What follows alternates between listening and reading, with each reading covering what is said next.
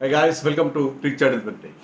So, fairy tile comeback తర్వాత RCB ఎలిమినేటర్లో పరాజయం చవిచూసింది. 6 మ్యాచ్లు వరుసగా గెలిచిన తర్వాత వాళ్ళకి పరాజయం తప్పలేదు. The close match against RR and RR was the deserving winner. బ్యాటింగ్లో, బౌలింగ్లో, ఫీల్డింగ్లో అన్నింటిలో కూడా they have excelled a lot. So ఒక కంబైన్డ్ టీమ్ ఎఫర్ట్తో వాళ్ళు గెలిచారు. వాళ్ళకి 4 వరుస పరాజయాల తర్వాత ఒక magnificent victory in a crunch match. చాలా టఫ్గా జరిగింది. ఆ మ్యాచ్లో వాళ్ళు గెలిచారు. టాస్ గెలవడం కొంత వాళ్ళకి కలిసి వచ్చింది, కానీ టాస్తోనే గెలిచారని కాదు. ముఖ్యంగా వాళ్ళ బౌలర్స్, వాళ్ళ సీనియర్ బౌలర్స్, వాళ్ళ ఇంటర్నేషనల్ బౌలర్స్, ప్రారంభంలో ట్రెంట్ బోల్ట్ కావచ్చు, తర్వాత చహల్ అండ్ అశ్విన్, వాళ్ళు ఇచ్చిన పర్ఫార్మెన్స్. అవేష్ ఖాన్ ఫస్ట్ స్పెల్లో ఎక్కువ రన్స్ ఇచ్చిన తర్వాత అతను కంబ్యాక్ అయ్యి 3 వికెట్లు తీయడం. సో ఓవరాల్గా very very good bowling performance and back by some good batting also. ఇద్దరు Caribbean finishers, Hetmyer and Rovman Powell ఇచ్చిన finishing touch, and Jaiswal, Riyan Parag లాంటి బ్యాట్స్మెన్ వాళ్ళ సాలిడిటీ, ఇవన్నీ కూడా టీంకి హెల్ప్ చేసింది. ఓవరాల్గా very good effort. And not to forget the fielding and catching of Rovman Powell 4 క్యాచ్లు పట్టాడు. పట్టలేడు. అతను పట్టిన first catch Faf du Plessis was one of the stunning catches of the season. So ఓవరాల్గా వాళ్ళు అన్ని విధాల, అన్ని ఆస్పెక్ట్స్లో they have done well. Not that RCB దారుణంగా ఫెయిల్ అయ్యారని కాదు, బట్ దేవర్ సెకండ్ బెస్ట్. ముఖ్యంగా బ్యాటింగ్లో వాళ్ళకి కొన్ని ఆస్పెక్ట్స్ కలిసి రాలేదు. మ్యాక్స్వెల్ ఫెయిల్యూర్ వాళ్ళని బాగా హర్ట్ చేసింది. ఫస్ట్ బాల్ డక్ అండ్ ఒక క్యాచ్ డ్రాప్ చేయడం అతను. So Maxwell is one of the finest fielders. అతను క్యాచ్ డ్రాప్ చేయడం, ఫస్ట్ బాల్కి అవుట్ అవడం, ఇలాంటివి కొన్ని వాళ్ళకి కలిసి రాలేదు. మ్యాక్స్వెల్ ఒకటే కారణం అని కాదు, ఏది కూడా కలిసి రాలేదు. ఎవరు కూడా పెద్ద చెప్పుకోదగ్గ స్కోర్ చేయలేదు. 330s ఉన్నాయి, 3 30 క్రాస్ అయ్యారు, కానీ nobody went on to make a big score. And చివరిలో రావాల్సిన వాళ్ళకి ఆ కిక్ కూడా రాలేదు. దినేష్ కార్తిక్ కూడా ఆశించిన స్థాయిలో పర్ఫామ్ చేయలేదు in what could be his last competitive match. ఏమో తెలియదు, మనకి ధోనిలాగే తెలియదు. హింట్ అయితే ఇచ్చాడు అతను. సో ఒక వండర్ఫుల్ కెరీర్కి మరి తెరపడిందేమో, we don't know at this point. But it was a very good victory for Rajasthan Royals. 4 వరుస పరాజయాల తర్వాత చాలా బాగా కంబ్యాక్ అయ్యారు వాళ్ళు. ముఖ్యంగా సీనియర్ బౌలర్స్, వాళ్ళ ఎఫర్ట్ మనం మెచ్చుకొని తీరాలి. Trent Boult was exceptional. Toss గెలిచి వాళ్ళకి మొదట బౌలింగ్ చేసే అవకాశం వచ్చింది. There was initially swing and seam movement, దాన్ని చక్కగా అతను ఎక్స్ప్లాయిట్ చేశాడు. అతని in swinging deliveries were troubling the batsmen a lot. So Virat Kohli కానీ, ఫ్యాఫ్ డు ప్లెసీ కానీ, they could not get him away. అవతల ఎండ్లో వాళ్ళు రన్స్ చేశారు. సందీప్ శర్మ బౌలింగ్ చేసిన, ఆవేష్ ఖాన్ బౌలింగ్ చేసిన, రన్స్ ధారాళంగా సాధించారు, కానీ they could not get Boult away. So బోల్ట్కి 3వ ఓవర్ కూడా ఇచ్చాడు కెప్టెన్ సంజు శాంసన్. అది చాలా ఉపయోగపడింది, ఎందుకంటే ఒక పెద్ద షాట్ ఆడే ప్రయత్నంలో డీప్లో రోమన్ పౌల్కి క్యాచ్ ఇచ్చి అవుతాడు ఫ్యాఫ్ డు ప్లెసీ. చాలా టఫ్ క్యాచ్. అది రన్నింగ్ చేస్తూ ముందుకు డైవ్ చేస్తూ ఆ క్యాచ్ అందుకున్నాడు. అది చూడడానికి రియల్ టైంలో చూస్తే మాత్రం చాలా చాలా టఫ్ క్యాచ్ని made it very very easy.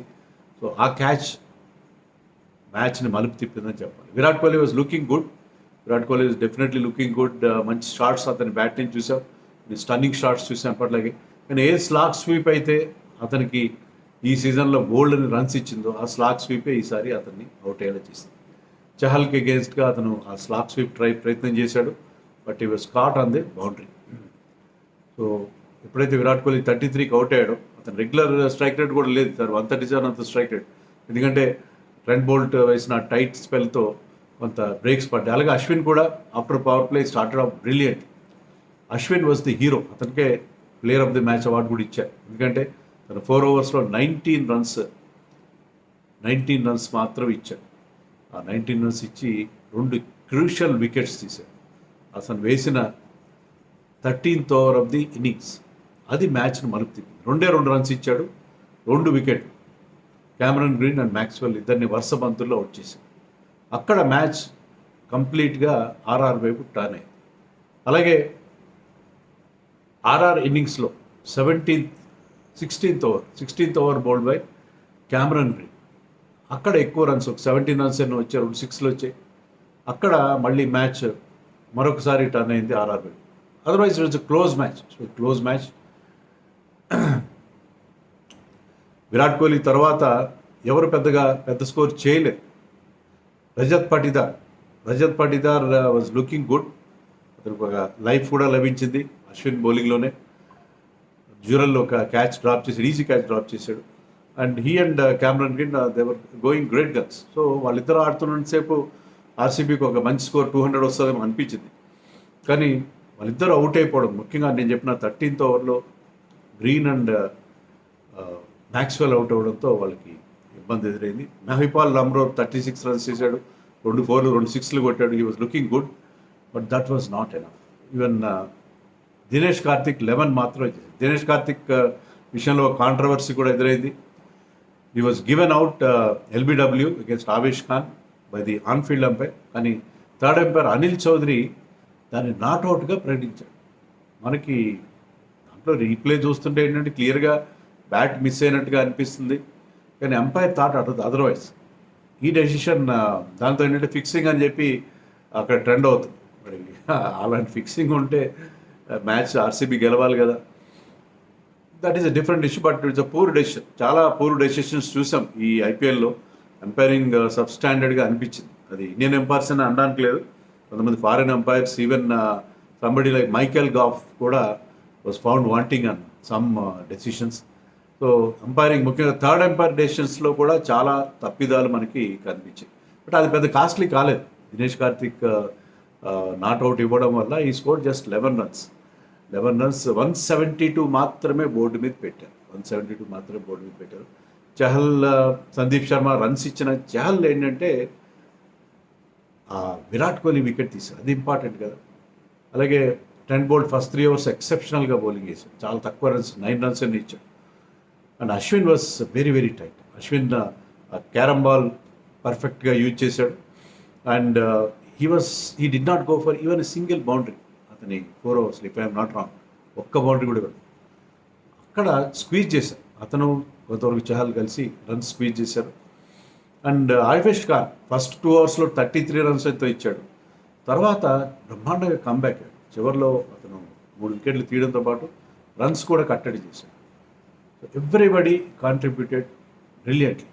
So అందరూ ప్రతి ఒక్కరి కాంట్రిబ్యూషన్ కూడా ఉంది. దానివల్ల 172 మాత్రమే బోర్డు మీద పెట్టగలిగారు RCB, which was not enough. Mid session అప్పుడు అశ్విన్ చెప్పాడు, ఇది పార్ స్కోర్ అంటే పార్ మైనస్ స్కోర్ అని చెప్పాడు. ఎస్, కనీసం ఒక 20 runs, అట్లీస్ట్ 15 runs షార్ట్ అని చెప్పాలి. 15 runs షార్ట్ అని చెప్పాలి.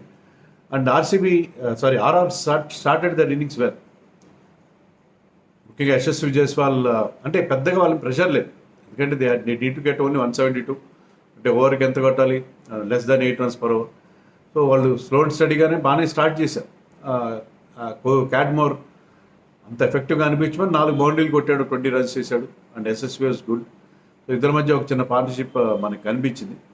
వికెట్లు పడుతున్నా సరే వాళ్ళకి ఏంటంటే ఆ పెద్ద ఇబ్బంది మనకి అనిపించింది. ముఖ్యంగా జైస్వాల్ ఒక మంచి ఇన్నింగ్స్ ఆడాడు. మొత్తం మీద అతను కొంత ఫామ్లోకి వచ్చినట్టుగా అనిపించాడు. అతను ఆడిన ఇన్నింగ్స్ కొంతవరకు వాళ్ళకి ఊరటిస్తుంది, ఇండియన్ ఫ్యాన్స్ కూడా ఊరటిస్తారు.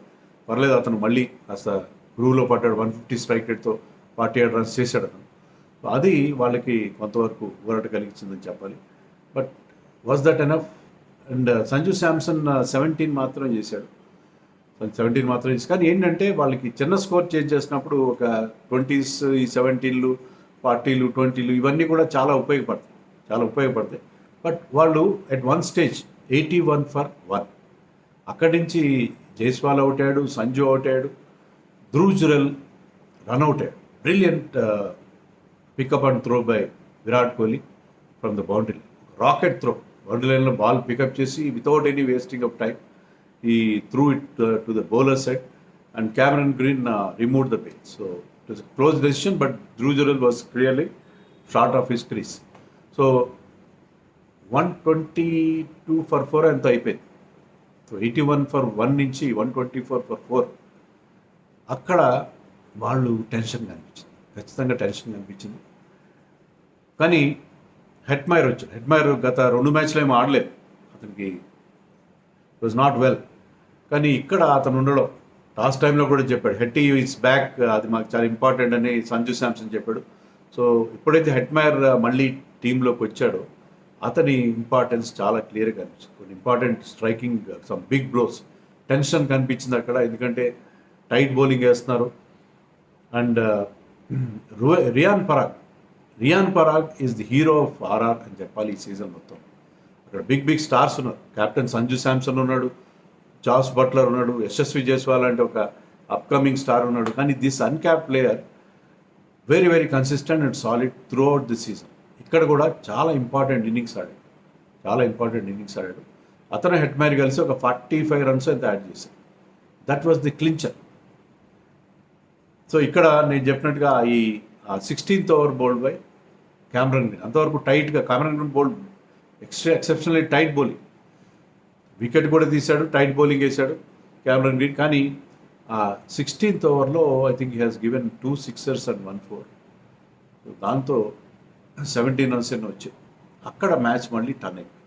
వాళ్ళకి ఒక్కసారిగా ప్రెషర్ పోయింది, రన్ రేట్ ప్రెషర్ పోయింది. ఏంటంటే వికెట్లు జాగ్రత్తగా కాపాడుకోవాలి, అదే వాళ్ళు చేయాల్సిన పని, వికెట్లు జాగ్రత్తగా కాపాడుకోవాలి. సో అది పరిస్థితి. కానీ 17th ఓవర్లో మళ్ళీ మ్యాచ్ మలుపు తిరిగింది. Because Siraj got rid of Hetmyer, Riyan పరాగ్ని క్లీన్ బౌల్డ్ చేశాడు. సో రియాన్ పరాగ్ ఎప్పుడైతే క్లీన్ బౌల్డ్ అయ్యాడో మళ్ళీ టెన్షన్ మొదలైంది. But Rovman Powell, West Indies captain and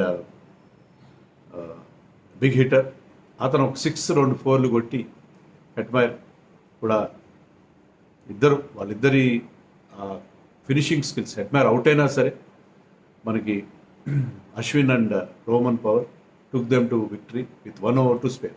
ఒక ఓవర్ మిగిలి ఉండగా. So Roman power and Hetmyer వాళ్ళ ఫినిషింగ్ స్కిల్స్ చాలా బాగా పనిచేసాయి. అండ్ ఓవరాల్గా ప్రతి ఒక్కరి కాంట్రిబ్యూషన్ ఉంది ఈ విక్టరీలో from Rajasthan Royals. So they are deserving winners. ఆర్సీబీకి మాత్రం చాలా డిసప్పాయింట్. కానీ ఏంటంటే వాళ్ళు గత 7 మ్యాచ్లుగా అన్ని నాకౌట్ మ్యాచ్లు ఆడుతున్నారు. ఏ మ్యాచ్ ఓడిపోయినా వాళ్ళు అవుటే కదా. సో వాళ్ళు ఈసారి టైటిల్ గెలవాలంటే 6 మ్యాచ్లతో పాటు ఎలిమినేటర్, క్వాలిఫైయర్ 2, ఫైనల్ గెలవాలి. సో వీళ్ళు ఎన్ని నాకౌట్ మ్యాచ్లు ఆడాలి? 9 నాకౌట్ మ్యాచ్లు ఆడాలి. 9 నాకౌట్ మ్యాచ్లు గెలవడం అంటే, వరుసగా 9 మ్యాచ్లు గెలవడం చాలా తక్కువ సందర్భాల్లో. విన్నింగ్ స్ట్రీక్ నేను వాళ్ళు ఎక్కడ చూశాను, 10 matches విన్నింగ్ స్ట్రీక్ ఉంది కేకేఆర్కి 2014 అనుకుంటా. 9 matches ఒక సీజన్లో వరుసగా గెలిచారు, ఫైనల్తో పాటు గెలిచారు. తర్వాత సీజన్లో ఒక మ్యాచ్ గెలిచారు. సో ఒక సీజన్లో 9 matches తప్ప ఎవరు గెలవలేదు వరుసగా. సో 9 matches గెలవాల్సిన పరిస్థితి. అది కూడా అంత ఈజీ కాదు, ఏ టీంకైనా అంత ఈజీ కాదు. సో వీళ్ళ కంబ్యాక్ని ఖచ్చితంగా అది ఒక ఫెయిరీ టేల్ రన్ అని చెప్పాలి, ఒక చందమామ కథ లాంటి ఒక కంబ్యాక్ అది. సో అది ఏదో ఒక పాయింట్లో ఎండ్ అవుతుంది, చెప్పలేము. ఎందుకంటే 9 matches వరుసగా గెలవడం అనేది కష్టం. సో ఎవరైనా కప్ విషయంలో ఆశలు పెట్టుకుంటే అది కష్టమైన విషయం, నాట్ దట్ ఈజీ. గెలుచుంటే అద్భుతంగా ఉండేది. ఎప్పటికీ మనం ఒక 10 seasons పాటు తలుచుకుని ఉండేవాడు. ఆర్సీబీ వాళ్ళు ఫస్ట్ 8 matchesలో ఒక మ్యాచ్ గెలిచి, తర్వాత వరుసగా 9 matches గెలిచి టైటిల్ గెలిచారనేది మన పిల్లలకి, మన వాళ్ళకి కూడా ఒక మంచి ఫ్యాసినేటింగ్, ఇన్స్పైరింగ్ స్టోరీగా చెప్తుండేవారు. అన్నిసార్లు సాధ్యం కాదు కదా క్రికెట్లో, అంత అద్భుతమైన మిరాకిల్స్ అన్నిసార్లు సాధ్యం కావు. సో అది, బట్ దే ఫౌట్ వెల్. ఈ మ్యాచ్లో కూడా వాళ్ళు ఘోరంగా ఓడిపోయారు, ఏమాత్రం బాగా పర్ఫామ్ చేయలేదు అని ఏం చెప్పడానికి లేదు. They fought well. బహుశా టాస్ అంతగా కలిసి రాలేదు, డ్యూ ఫ్యాక్టర్ ఉంది, కానీ అంత ఎక్కువ డ్యూ లేదు. డ్యూ ఉంది, అంత ఇబ్బంది పెట్టినట్టుగా లేదు. బట్ ఫస్ట్లో వాళ్ళు బ్యాటింగ్ చేసినప్పుడు conditions were difficult. Initially they were difficult. కొంత టాస్ ఓడిపోవడం కూడా వాళ్ళకి ఇబ్బందికరమైన పరిస్థితి. బట్ టాస్ ఒక్కటే నేను బ్లేమ్ చేయలేం. They have come against a very good Rajasthan Royals team. And వాళ్ళు పూర్తిగా ఫెయిల్ అయ్యారు, పలాని బౌలర్ ఫెయిల్ అయ్యాడు, పలాని బ్యాటర్ ఫెయిల్ అయ్యారు అని అంటానికి లేదు. Yash Dayal was not up to the mark in this match. But okay, మనం దాన్ని అయితే తప్పట్లేదు. బట్ ఓవరాల్గా they have fought well. We have to appreciate there effort. And Rajasthan Royals ఈ మ్యాచ్లో మాత్రం వాళ్ళు దే ఆర్ డిజర్వింగ్ విన్నర్స్. ఖచ్చితంగా వాళ్ళ పర్ఫార్మెన్స్ అన్ని రకాలుగా, ఎందుకంటే వాళ్ళు ఇంతకుముందు మ్యాచ్లో అంత గొప్పగా అనిపించలేదు. ఈ మ్యాచ్లో 5 బౌలర్స్ ఉన్నారు, బ్యాటింగ్లో డెప్త్ లేదు, అయినా సరే వాళ్ళకున్న లిమిటేషన్స్ వాళ్ళకు ఉన్నా సరే వాళ్ళు everybody each and every person contributed to the victory, and that was the success for their win in this match.